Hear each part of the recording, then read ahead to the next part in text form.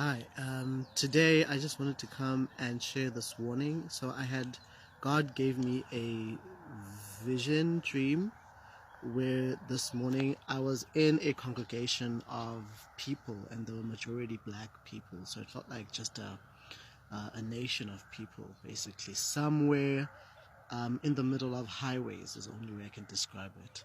And I was sent out of that congregation to travel on a certain highway. And as I walked these highways, they were full of police and police cones and just a lot of um, surveillance, basically physical surveillance.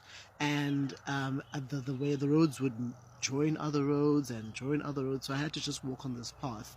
And then on one of the paths I found a black woman, and she was on the ground, and I think a policeman was standing over her, and um, she looked unwell, and that she was struggling to run away from where I was going to, and she had been caught.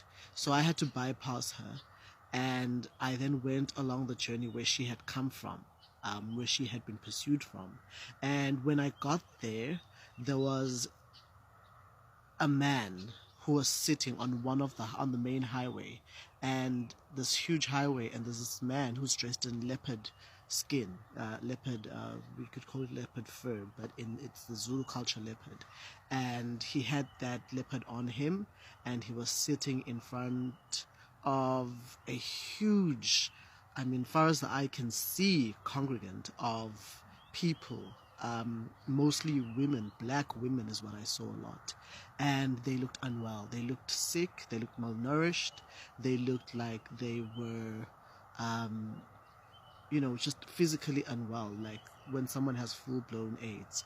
And but they were sitting there huddled together behind this man, almost chanting something as he was making his imprecations and spells. And he was sitting there, and he looked like a shaman, an African shaman.